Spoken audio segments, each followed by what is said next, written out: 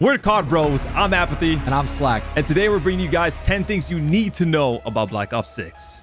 Let's get right into it. First, we got the one and only Omni-Movement. This is a brand new movement that's been introduced in Call of Duty Black Ops 6. And this is basically meaning you can slide, dive, or move or sprint in any direction. You're completely free. You can do whatever you want. And this has been absolutely incredible to watch and see. With that being said, this is an extra tip, but something you should understand. Past Call of Duties, you kind of have to look a certain direction to slide or dive. So for example, if I want to slide to left, but then I have to aim forward, I have to look to left or right, whatever it is, before I can look forward. In this game, you no longer have to do that. You can simply still look forward and be centered on your enemy, on your target, wherever you want to be centered on, and dive sideways, slide sideways. And the Omni movement allows a lot more. So that way you get caught off guard less, and it's definitely going to be OP. And this obviously doesn't really have to be said, but this is going to be the best way to engage in gunfights. You know, the fact that you can dive across doorways and constantly peek and get all these angles and hit these crazy cameras, you're going to see diving and sliding be used non-stop. I think it's going to make the game have a bigger skill gap, but it's going to be a lot of fun. And I think if you master it, you're going to enjoy yourself more.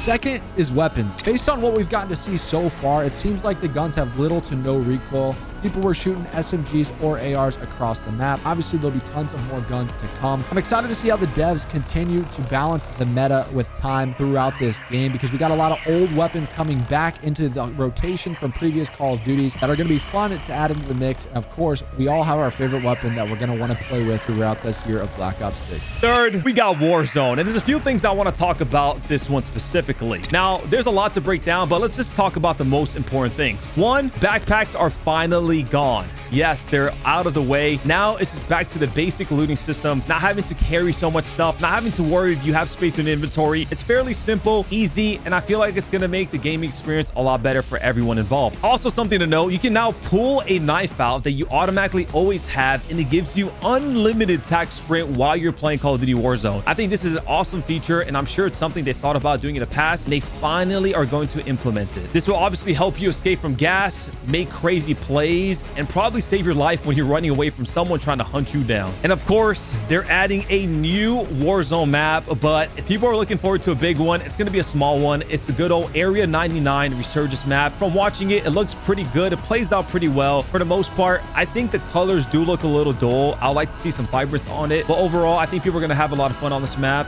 and I'm sure you guys are excited for it. And of course, I just got to put this in really quick. Verdansk is coming back during springtime. I believe we're on season 2 of Call of Duty Black Ops 6, so a lot of you guys are excited for that one as well. That's probably going to have a little bit more hype. Fourth, let's go ahead and talk about your movement settings. With Omni movement being brought into Call of Duty, we're going to see probably one of the biggest skill gaps, and your settings are going to be the most important part for you to be frying your opponents. For you to fully utilize and take advantage of some of these movements, you're going to want to put on hybrid. Hybrid allows you to dolphin dive and slide at the same time with no delay. For some of these options, you can only have slide only, or you have it set to the default option where it's going to slow down your slide cancel. I'm personally going to be playing on hybrid. It may take you some time to get used to, but this is what all the pro players are playing on. Like I said, it'll allow you to have the most fluent movement while playing the game and taking advantage of all the broken mechanics. Make sure you also turn on auto tac sprint. This is a huge setting that you're going to want to have in a game, especially like this, when you're mashing your left stick to master these movements. Auto tac sprint allows you to just push your left stick forward, reach full maximum sprint speed, and it's going to help you master the slide cancels and the dives a lot easier than mashing down that left stick. Lastly, you're going to want to make sure you have your dead zones properly. Have your left stick minimum on 1 or 0 and on your maximum on 80.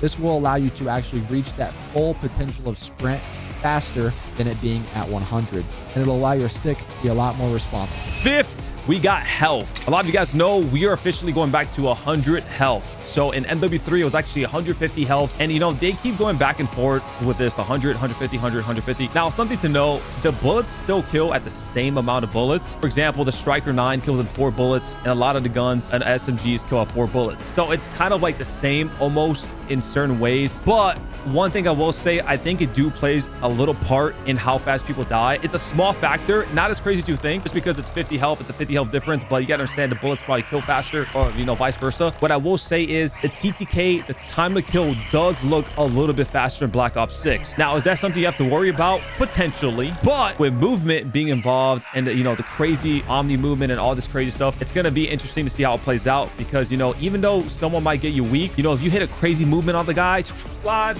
gunny, you know what I'm saying? Take him out. It don't matter if you die quick. 6. Let's talk about the maps and modes. Face Off returns in BO6, which if you watched COD Next, you saw a lot of fast-paced action on very small 66 maps. This looks like a lot of fun. I know a lot of Call of Duty players love Nuketown and some of these smaller maps that get you high kill games and very fast action-packed gameplay.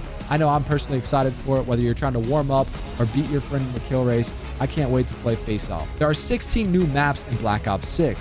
This is going to create for a large variety of small, medium, and large maps to help you really space out your gameplay. Whether you're sniping, running a submachine gun, an AR, or an LMG, it really doesn't matter. There's going to be maps for every single class setup that you want to use. All the maps look really good. I'm really excited for them in Black Ops 6. 7th, this goes kind of hand in hand with we're talking about health. It's going to be the gunplay. Now, the gunplay looks absolutely fantastic in this game. Obviously, a lot of you guys know Omni-Movement. Adding movement to the gunplay is always a lot of fun, and it adds that bigger skill gap, right? You see other games in the past that have that big skill gap because of movement. So you're going to be able to camera people, and that's going to be the #1 way to engage in gunfights, and it's going to be the #1 thing you're going to want to abuse in Black Ops 6. Going around a corner very fast, sliding around a corner very fast, use and abuse that movement. And we can definitely go more in depth in the future about how to utilize this, but this is going to be your best friend. And you're probably wondering, when you're preaiming around a corner, ready to shoot somebody, and someone comes around the corner flying, and you're like, I got the first shot. How did he kill me? A lot of time it's because they got the peeker's advantage on you. On your screen, it might look like you shot them first. You might have, but on their screen, they saw you first by like a second, not even a second, maybe like a couple milliseconds, and they got the first shot, and they catch you off guard too, because you have to recenter sometimes, and they take you out. So make sure to use that. The only time you won't obviously use movement is if you're in a head glitch, if you're behind a counter, you have a really good power spot that you don't have to use any movement. But overall, especially when you're running around the map, you're going to be using movement, so learn how to use it. Call of Duty at the end of the day doesn't have an insane skill gap, but I think compared to previous CODs or just the last couple CODs in general, like before jetpacks, I think this is just going to have a bigger skill gap. So don't be frustrated. Try not to rage too much. It's a learning curve, but once you get the hang of it, I'm sure you'll be smoking people too. 8. Zombies. Let's get right to it. The mastery camo is returning in zombies. The hellhounds and dogs are being replaced by spiders, which if you're a zombies fan, it's pretty interesting. My boy Edward is back, and if you know, well, you know. I'm looking forward to have something to switch up to and grind zombies. It looks like they put a lot of time into this mode, and it should be really good. Thank you guys for watching. Stay tuned for more Black Ops 6 and CDL content. Make sure to subscribe and leave a like and comment down below what other types of videos you guys like to see. Until the next one, we'll catch you guys later. Peace.